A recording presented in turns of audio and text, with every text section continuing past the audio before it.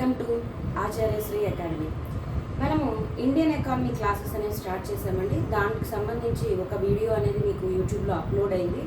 మీరు ఆ వీడియో చూడనట్టయితే కనుక చూడండి, మా ఛానల్ని సబ్స్క్రైబ్ చేసుకోండి. దాన్ని పక్కనే ఉన్న బెల్ ఐకాన్ని క్లిక్ చేయడం ద్వారా మీకు కొత్తగా ఏమైనా వీడియోస్ అప్లోడ్ చేసినప్పుడు you will get the notifications.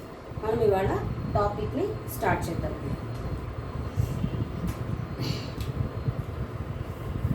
Indian ఎకానమీలో వచ్చేటప్పటికండి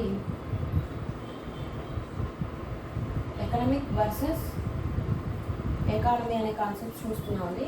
దాంట్లో లాస్ట్ క్లాస్లో వచ్చేటప్పటికి బేసిక్ యూనిట్స్ ఆఫ్ ఎకానమీ అనే దాని దగ్గర ఆపాము. ఇవాళ క్లాస్లో సెక్టార్స్ చూద్దామండి. ఎన్ని సెక్టార్స్ ఉన్నాయి అంటే కనుక ఎకానమీలో 3 సెక్టార్స్ ఉన్నాయండి. Primary sector, secondary sector, tertiary sector.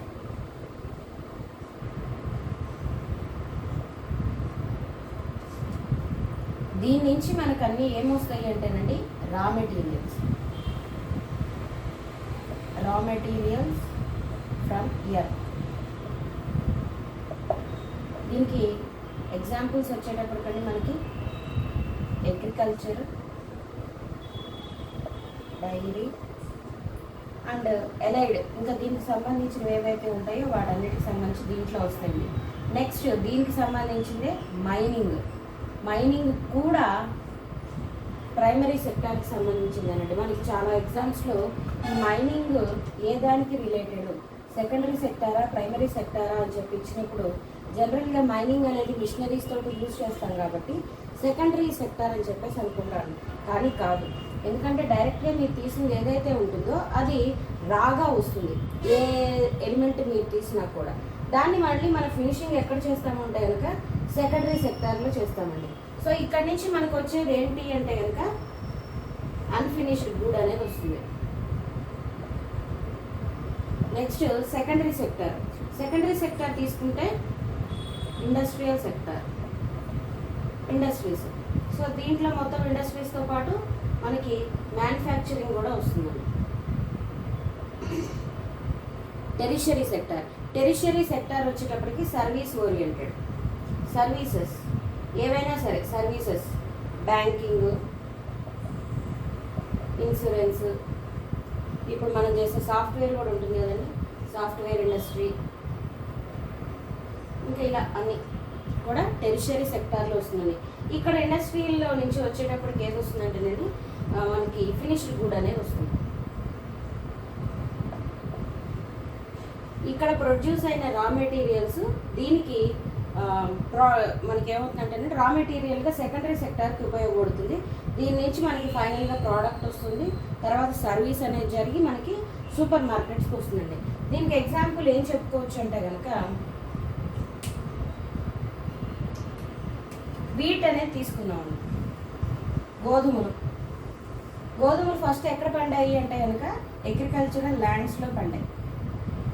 Agricultural ల్యాండ్స్లో పండిన తర్వాత గోధుమలు ఏం చేయాలి, ఇండస్ట్రీస్కి పంపించి గోధుమ పిండి తయారు చేయాలి, ఫ్లోర్ ఆర్ ఆటా. ఇది తయారైన తర్వాత నెక్స్ట్ ఎక్కడికి వెళ్ళాలండి, సూపర్ మార్కెట్స్కి వెళ్ళాలి. ఓకేనండి, సూపర్ మార్కెట్స్కి వెళ్ళాలి. సో ఇక్కడ ఏం జరిగిందండి, అగ్రికల్చరల్ ల్యాండ్స్ అంటే ప్రైమరీ సెక్టర్.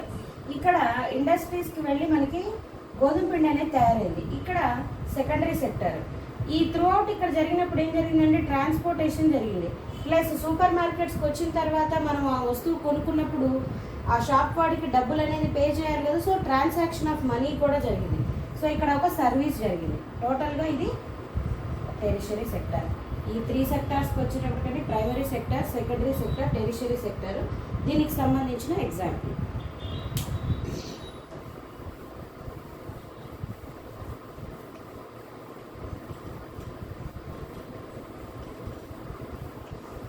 సో ఇప్పుడు ఎకానమీ అంటే ఏంటో చూద్దాం.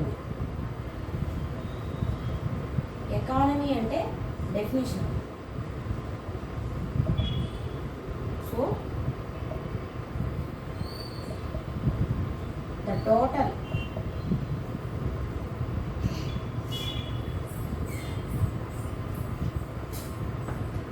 State of A country, the state of a country where production,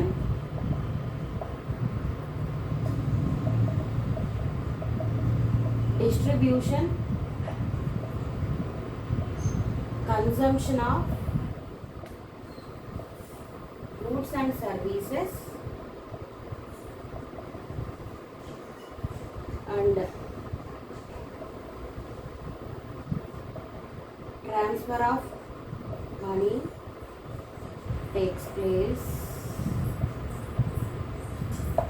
ఓకేనండి, ఇది. సో ఎక్కడైతే ఏ ప్లేస్లో అయితే టోటల్ ప్రొడక్షన్ అనేది జరిగి, డిస్ట్రిబ్యూషన్ జరిగి, కన్సంప్షన్ జరిగి, గూడ్స్ అండ్ సర్వీసెస్ జరుగుతాయో, అలానే transfer of money takes place అయితే దాన్ని ఎకానమీ అంటారు. అలానే ఎకనామిక్ సిస్టమ్ అని కూడా దీన్ని అంటారు. ఇప్పుడు మనము ఎకానమీ చదువుకోవటం వల్ల అసలు ఏంటి, మనకి ఏం తెలుస్తుంది, what is the use of knowing economy. Economy తెలుసుకోవడం వల్ల మనకి ఫస్ట్ ఏం తెలుస్తుంది అంటేనండి, మనం ఇందాక చెప్పుకున్న 3 సెక్టార్స్ ఏవైతే ఉన్నాయో, ఏ సెక్టార్ ఎలా గ్రోత్ రేట్ ఉంది, ప్రైమరీ సెక్టారా, సెకండరీ సెక్టారా, టెరిషియరీ సెక్టారా, ఇవన్నీ తెలుసుకోవడం కూడా మనకి ఎందుకు, గవర్నమెంట్ తన దగ్గర ఉన్న ఏవైతే మనీ రిసోర్సెస్ ఉన్నాయో దాన్ని ఏ సెక్టార్కి మనము డివైడ్ చేయాలి అనేది ఈ ఎకానమీలో ఉండే మన నేషనల్ ఇన్కమ్ కానీ జీడిపి ఇవన్నీ చదివినప్పుడు తెలుస్తుంది. నెక్స్ట్ అంటేనండి సెక్టార్స్ గురించి తెలుసుకోవడం. నెక్స్ట్ తర్వాత మనకి ట్యాక్సెస్ కొత్తగా ఏమైనా ఇంప్లిమెంట్ చేశారా, తర్వాత ఆల్రెడీ ఉన్న ట్యాక్సెస్ ఏమైనా ఇబ్బందికరంగా ఉంటే వాటిని మార్చారా. అంటే మనం చూసాం కదండి, అంతకుముందు ఇండైరెక్ట్ ట్యాక్సెస్ ఏవైతే ఉన్నాయో వాటన్నిటిని తీసేసి వాటి ప్లేస్లో మనకి జిఎస్టీ అనేది రావడం జరిగింది. అలానే తర్వాత వేరే కంట్రీస్ తోటి మనం చేసుకునే ఎంఓయూస్ తెలుసుకోవచ్చు. తర్వాత గ్రోత్ రేట్ ఆఫ్ సెక్టార్స్, వీటన్నిటిని తెలుసుకోవడానికి ఈ ఎకానమీ అనేది తెలుస్తుంది. అంటే మన ఎకానమీ గ్రోత్ అవుతుందా, హెల్దీగా ఉందా, ఇవన్నీ తెలుసుకోవాలంటే కనుక ఎకానమీ అనేది తెలియాలండి. సో ఇప్పుడు మనం ఏం చేద్దామంటే types of economic systems. Types of economic system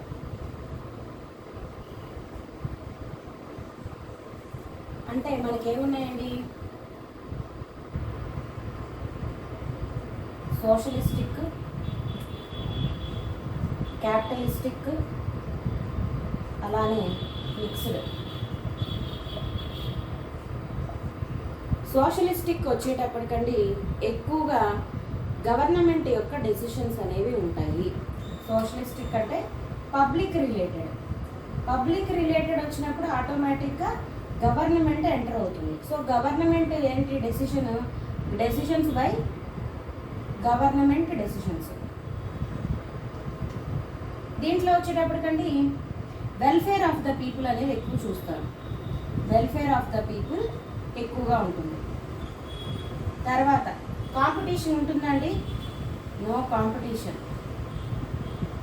competition తక్కువగా ఉండటం వల్ల క్వాలిటీ ఎలా ఉంటుంది, క్వాలిటీ కూడా కొంచెం తక్కువగా ఉంటుంది. ఇది సోషలిస్టిక్ కంట్రీస్. అదే క్యాపిటలిస్టిక్ కంట్రీ తీసుకున్నాం అనుకోండి, ఇది ప్రైవేట్ పర్సన్స్, కంప్లీట్గా ప్రైవేట్ పర్సన్స్. సో డెసిషన్స్ ఎవరు తీసుకుంటారండి, decisions by private people. So వీళ్ళు వెల్ఫేర్ చూస్తారా అండి, వెల్ఫేర్ ఆఫ్ పీపుల్ అనేది తక్కువ. తర్వాత వీళ్ళకి ఏముంటుందండి, మనకి ఇక్కడ కాంపిటీషన్ అనేది చాలా ఎక్కువగా ఉంటుంది. Competition will be more. తర్వాత క్వాలిటీ ఎలా ఉంటుందండి, కాంపిటీషన్ హెవీగా ఉండటం వల్ల క్వాలిటీ ఆల్సో మోర్. తర్వాత అండి వీళ్ళు దేనికోసం చేస్తారు, ఎక్కువగా ప్రాఫిట్స్ అనేవి ఉంటాయి, ప్రాఫిట్స్ కోసమే చేస్తారు. అది ఇక్కడ తీసుకుంటే ప్రాఫిట్స్ అనేవి కొంచెం తక్కువగానే చూస్తారు. గవర్నమెంట్ ఇప్పుడు మనం చూసాం కానీ ఇప్పుడంటే సబ్సిడీ గ్యాస్ సిలిండర్స్ మీద తీసేస్తుంది, కానీ అంతకుముందు అయితే ఉండదు కదా. ఎందుకంటే పబ్లిక్కి ఎప్పుడు కష్టం కలిగించకూడదు అని చెప్పేసి గవర్నమెంట్ అనేది డెసిషన్స్ ఉంటాయి. నెక్స్ట్ మిక్స్డ్ తీసుకున్నాం అనుకోండి, బోత్. అలానే చూడండి, పబ్లిక్ ప్లస్ ప్రైవేట్ అంటే ఏం చెప్పచ్చండి, గవర్నమెంట్ ప్లస్ ప్రైవేట్.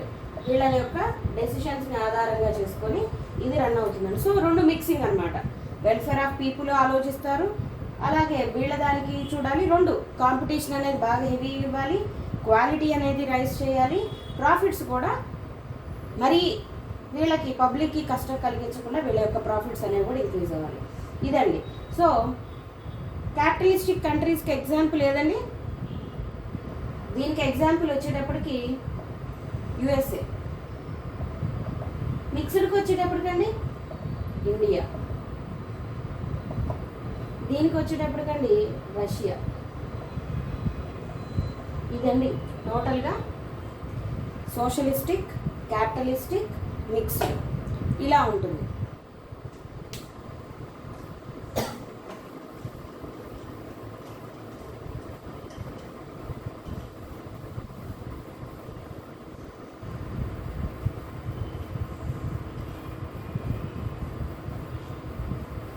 దీన్ని ఇంకా కొంచెం ఫర్దర్గా కూడా ఎక్స్ప్లెయిన్ చేసుకోవచ్చు. ఎలా తీసుకోవచ్చు అంటే, first what to produce, for whom to produce,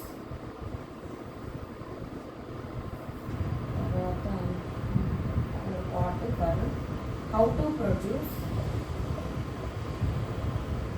అలాగే స్కోప్ ఫర్ గ్రోత్. ఓకేనండి. ఈ పాయింట్స్ తీసుకున్నప్పుడు ఇప్పుడు మనం సోషలిస్టిక్ కదా, సోషలిస్టిక్, క్యాపిటలిస్టిక్, ఇక్కడ వచ్చేటప్పటికండి మిక్స్డ్. వాట్ టు ప్రొడ్యూస్ అంటే కనుక అసలు వ్యాపారం పెట్టినప్పుడు మనం స్టార్టింగ్ ఏమనుకున్నామండి, ఒక ఇండస్ట్రీ అనేది స్టార్ట్ చేస్తున్నారు అనగానే మనకి ఫ్యాక్టర్స్ ఆఫ్ ప్రొడక్షన్ అనేది చూసుకున్నాం. Land, labour, capital, organisation. So అలా తీసుకున్న తర్వాత ఈ ఫర్మ్స్ పెట్టేవాళ్ళు అసలు మనం ఏం ప్రొడ్యూస్ చేయాలి అన్నప్పుడు అండి సోషలిస్టిక్లో ఏం చూస్తారు, జనాలకి ఫస్ట్ ఏది అవసరమో అది ప్రొడ్యూస్ చేస్తారు. అంటే నీడ్స్ అనేవి ఫుల్ఫిల్ అవ్వాలి కదా, అవి ఫుల్ఫిల్ అయిన తర్వాత లగ్జరీ అనేది చూస్తారు. సో నెక్స్ట్ క్యాపిటలిస్టిక్ వచ్చేటప్పటికండి వీళ్ళు ఏం చేస్తారు, ఏది డిమాండ్లో ఉంది, ఏ వస్తువు అనేది ఎక్కువ డిమాండ్ చేస్తున్నారు దాన్ని ప్రొడ్యూస్ చేయడం వల్ల వాళ్ళకి ఏమవుతుంది, ప్రాఫిట్స్ అనేవి వస్తాయి. అదే మిక్స్డ్ తీసుకున్నాం అనుకోండి, ఈ నీడ్స్ ప్లస్ డిమాండ్స్ అనేవి కూడా ఫుల్ఫిల్ చేస్తాం. Next for whom to produce, ఎవరి కోసం ప్రొడ్యూస్ చేయాలి. సోషలిస్టిక్లో నీడ్స్ అనేవి బేసిక్ నీడ్స్ కనుక మనం తీసుకున్నాం కదండి, ఫుడ్, షెల్టర్, క్లాతింగ్, ఇవన్నీ తీసుకున్నప్పుడు ఎవరి కోసం చూస్తారు, వీళ్ళు పూర్ కోసం చూస్తారు. అదే క్యాపిటలిస్టిక్లో వచ్చేటప్పటికండి ఆటోమేటిక్గా రిచ్. దీనికి వచ్చేటప్పటికి poor plus rich. How to produce అంటే కనుక వీళ్ళకి ఎలా ప్రొడ్యూస్ చేయాలి మనము. సోషలిస్టిక్లో అంటే తక్కువ ఖర్చు పెట్టచ్చా, ఖర్చు అనేది ఎలా పెట్టాలి అనేది కన్సిడర్ చేసుకుంటే, హౌ టు ప్రొడ్యూస్కి వచ్చేటప్పటికండి సోషలిస్టిక్లో వెల్ఫేర్ ఆఫ్ పీపుల్ ఎక్కువ ఆలోచిస్తారు. వెల్ఫేర్ అనేది ఆలోచిస్తున్నాము. తర్వాత ప్రొడక్షన్ కాస్ట్ కొంచెం అటు ఇటుగా ఉంటుందండి. ప్రొడక్షన్ కాస్ట్ కనుక తీసుకుంటే మీడియంగా ఉంటుంది. తర్వాత ఇక్కడ ఎంప్లాయ్మెంట్ ఎలా ఉంటుందండి, జనరేషన్ ఎక్కువ ఉంటుంది. జనరేషన్ ఎక్కువ ఉంటుంది, ఆపర్చునిటీస్ అనేవి క్రియేట్ చేయడం అవుతుంది. అదే క్యాపిటలిస్టిక్ వైపు వచ్చామనుకోండి, క్యాపిటలిస్టిక్ వైపు ఏం తీసుకుంటారు వీళ్ళు, లో ప్రొడక్షన్ కాస్ట్ అనేది చూస్తారు. లో ప్రొడక్షన్ కాస్ట్ ఎందుకు అంటే కనుక జనరల్గానండి క్యాపిటలిస్టిక్ పేర్లు ఇన్వెస్టర్స్ స్టార్ట్ చేస్తారు, ఏవైతే డిమాండ్ ఉన్నాయో వాటిని స్టార్ట్ చేస్తున్నారు. సో ప్రొడక్షన్ అనేది స్టార్ట్ చేసుకున్నప్పుడు తక్కువ మెంబర్స్ తోటి వీళ్ళు ఎక్కువ ప్రొడక్షన్ అనేది చూస్తారు. అందుకని లో ప్రొడక్షన్ కాస్ట్ అనేది ఇక్కడ అవుతుంది. సో మిక్స్డ్లో వచ్చేటప్పటికంటే రెండు యొక్క క్లబ్బింగ్, దీనిది ప్లస్ దీనిది, ఈ రెండు మిక్సింగ్ అనేది ఇక్కడ జరుగుతుంది. సో స్కోప్ ఫర్ గ్రోత్, ఏ దాంట్లో మనకి గ్రోత్ అనేది ఎక్కువగా ఉంటుంది. ఏ దాంట్లో గ్రోత్ ఎక్కువ ఉంటుందండి, సోషలిస్టిక్లోనా క్యాపిటలిస్టిక్లోనా? దీంట్లో ఎక్కువ గ్రోత్ ఉంటుంది. దీంట్లో మనం ఎక్కువ చూసేది ఏంటి అంటే కనుక వెల్ఫేరే వస్తుంది. అది నష్టాలైనా రానివ్వండి, లాభాలైనా రావండి, ఏదైనా మీడియంగానే ఉంటుంది. ఎక్కువగా గ్రోత్ అనేది దీంట్లో జనరేట్ అవుతుంది. సో మిక్స్డ్ అంటే మళ్ళీ రెండు క్లబ్బింగ్ అనేది జరుగుతుంది. సో ఇది ఒక రకంగా మనం ఎకనామిక్ సిస్టమ్ అనేది తీసుకున్నప్పుడు ఇలా ఒక ఇండస్ట్రీ స్టార్ట్ చేసేవాళ్ళు ఇలా చూసుకుంటారు అన్నమాట. నెక్స్ట్ అండి,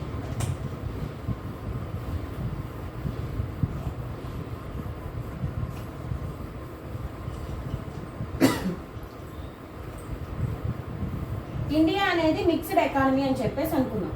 సో ఇండియా మిక్స్డ్ ఎకానమీ అనేది ఎప్పుడు స్టార్ట్ చేశారు అంటే కనుక 1948లో తీసుకోవటం జరిగిందండి.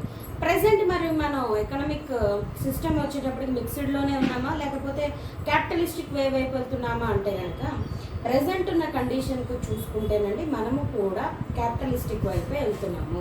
ఎందుకు అంటే మనకి గవర్నమెంట్ దగ్గర వచ్చే ఇన్కమ్ అనేది తక్కువ అవుతున్నది, పెట్టే ఖర్చు అనేది ఎక్కువ అవుతున్నది. చూసాం కదండి లాస్ట్ 1 ఇయర్గా కరోనా వల్ల చాలా ఎఫెక్ట్ అనేది జరిగింది.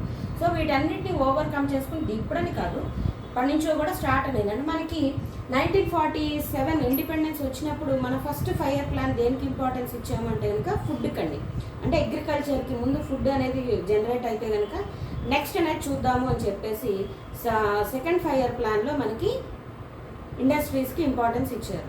తర్వాత అప్పటిదాకా ఎలా ఉన్నాయంటేనండి మనకి రూల్స్ అండ్ రెగ్యులేషన్స్ 91 బిఫోర్ చాలా స్ట్రిక్ట్గా ఉండేవన్నమాట. దాన్ని ఇబ్బంది కొంచెం ఇండస్ట్రీస్ పెట్టారు, అటు ఇటుగా ఉందన్నమాట. తర్వాత ఏం జరిగింది 91 నాటి స్టేజ్కి ఇండియాలో ఉండే ఫారెన్ రిజర్వ్స్ కానీ ఫారెక్స్ రిజర్వ్స్ కానీ తర్వాత మనకుండే పెట్రోల్ కానీ అన్నీ చాలా తగ్గిపోయినాయండి. తగ్గిపోయినప్పుడు పివి నరసింహారావు గారు గవర్నమెంట్ అప్పుడు రన్ అవుతుంది. సో చాలా బోల్డ్ డెసిషన్స్ అనేవి తీసుకున్నారు. So father of Indian economic reforms ఎవరు అంటే కనుక పివి నరసింహారావు గారు చెప్పచ్చండి. అంటే ఆయన ముందు ఆయన తర్వాత అని చెప్పేసి అంటారు. సో ఆయన ఇంప్లిమెంట్ చేసిన పాలసీ ఏది అంటే కనుక LPG, liberalisation, privatisation, globalisation. Liberalisation అంటే కనుక అంతకు ముందు దాకా 91 బిఫోర్ ఏవైతే రూల్స్ అండ్ రెగ్యులేషన్స్ ఇండస్ట్రీస్ పెట్టి ట్రేడింగ్ చేయడానికి ఇబ్బందిగా ఉన్నాయో వాటన్నిటినీ కూడా చాలా సరళతరం చేయడం, ఈజీనెస్ అనేది క్రియేట్ చేశారు. ప్రైవేటైజేషన్ అప్పటిదాకా కూడా గవర్నమెంట్ చాలా ఇండస్ట్రీస్ని రన్ చేస్తుంది. చాలా వెయిట్ చేశారండి ఆ ఇండస్ట్రీస్ని కానీ మనం లాభాల్లో తేగలమా అని చెప్పేసి ప్రయత్నం చేశారు. కానీ తర్వాత ఏం చేశారు 91 తర్వాత ప్రైవేటైజేషన్ చేశారు. సో ప్రైవేటైజేషన్ చేయడం ద్వారా ఏమైంది ఇన్కమ్ అనేది గవర్నమెంట్ క్రియేట్ అయింది. నెక్స్ట్ తర్వాత మనకి థర్డ్ వచ్చేటప్పుడు కానీ గ్లోబలైజేషన్. అంటే గ్లోబలైజేషన్ అంటే ఎవరైనా సరే మన ఇండియాకి వచ్చి వ్యాపారం చేసుకోవచ్చు అని చెప్పేసి ఈ ఫార్ములాని ఇంప్లిమెంట్ చేయడం ద్వారా మనము కొంత అనేది క్యాపిటలిస్టిక్ వైపు వాళ్ళది మిక్స్డ్ రెండు ఉన్నాయి. తర్వాత ప్రెసెంట్ ఉన్న కండిషన్ ఇప్పుడు చూస్తున్నాం కదండి మోడీ గవర్నమెంట్ గారు మేజర్గా ఏం చేస్తున్నారంటే చాలా ఇండస్ట్రీస్ని కానీ ప్రైవేట్ గవర్నమెంట్ ఇన్స్టిట్యూషన్స్ ఏవైతే ఉన్నాయో వాటన్నిటినీ ప్రైవేట్ పరం చేస్తున్నారు. సో దీనివల్ల ఏమవుతుందండి ఎవరిని క్వశ్చన్ చేయగలుగుతారు? గవర్నమెంట్ తొందరగా క్వశ్చన్ చేయలేదు. ఆటోమేటిక్గా మనం కూడా క్యాపిటలిస్టిక్ వైపు మూవ్ అవుతున్నాము అని చెప్పవచ్చు. ఓకేనా అండి, ఇది మనకున్న 3 సెక్టార్స్ ప్లస్ అలాగే ఎకనామిక్ సిస్టంలో ఉన్న టైప్స్ అనేవి చెప్పుకున్నాం అండి. నెక్స్ట్ ఇప్పుడు చూడాల్సిన కాన్సెప్ట్ ఏంటి అంటే కనుక ఎకనామిక్ గ్రోత్,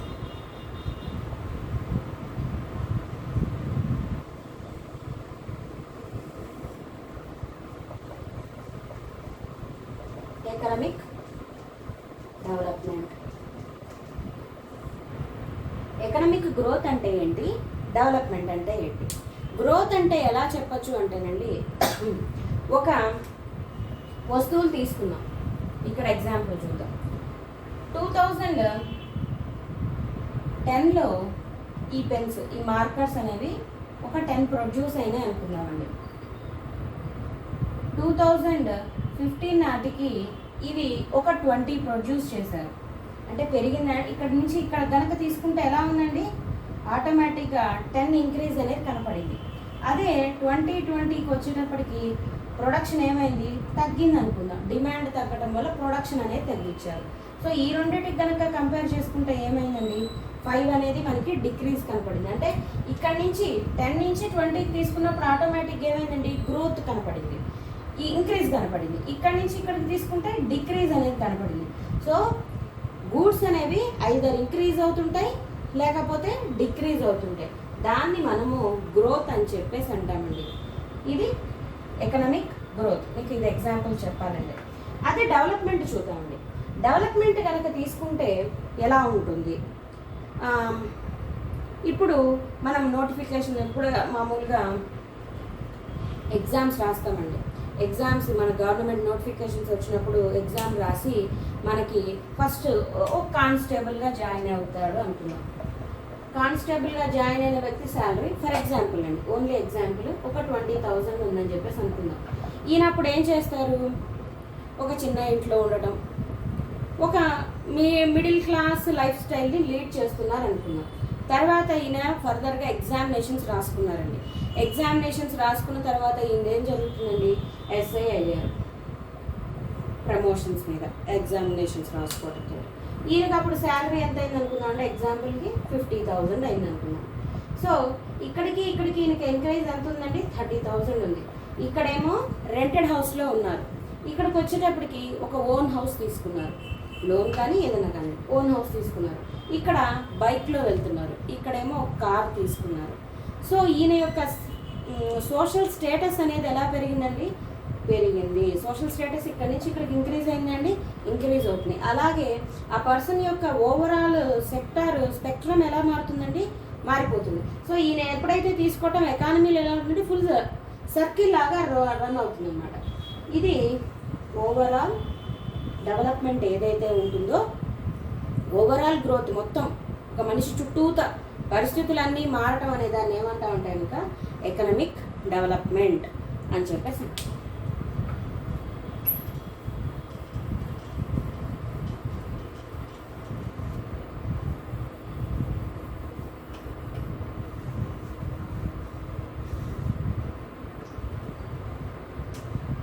ఎకనామిక్ గ్రోత్లో ఎలా ఉందండి? మనకి గ్రోత్ అనేది ప్రోడక్ట్స్ తీసుకున్నాం, పోనీ ఒక ప్రొడక్షన్ తీసుకున్నాం అనుకోండి, ఎలా ఉంటుంది?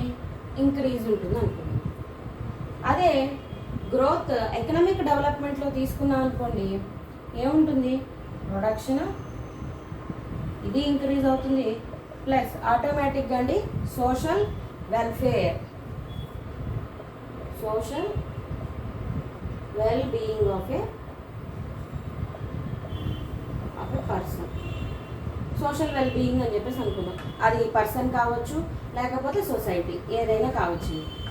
నెక్స్ట్ తర్వాత ఈ ఎకనామిక్ గ్రోత్ అనేది ఎలా ఉంటుందండి? క్వాలిటేటివ్గా క్వాంటిటేటివ్గా. మనం ప్రొడక్షన్ అనేది గూడ్స్ అండ్ సర్వీసెస్ క్వాంటిటీలో లెక్కిస్తున్నాం. సో ఇది వచ్చేటప్పటికండి క్వాంటిటేటివ్. ఇది వచ్చేటప్పటికండి క్వాలిటీ కనపడుతుంది, సోషల్ వెల్ బీయింగ్ అనేది కనపడుతుంది. So this is qualitative. ఇక్కడ చూద్దామండి మళ్ళీ అలాగే. ఇది ఏ డైరెక్షన్లో ఉందండి? యూని డైరెక్షనలా, మల్టీ డైరెక్షనలా అంటే అయితే పెరుగుతుంది లేకపోతే తరుగుతుంది. So it is in uni dimensional.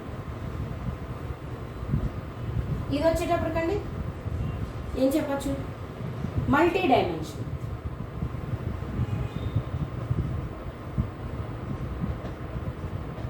ఓకేనండి, మల్టీ డైమెన్షనల్గా గ్రోత్ అనేది కనపడుతుంది. సో దీనికి ఎగ్జాంపుల్స్ అంటే ఇండికేటర్స్ ఫర్ గ్రోత్ ఏం తీసుకోవచ్చండి? నేషనల్ ఇన్కమ్,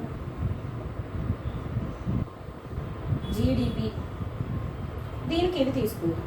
అదే దీనికి ఇండికేటర్స్ వచ్చేటప్పటికి ఏంటండి? ఏదండి? Life expectancy rate,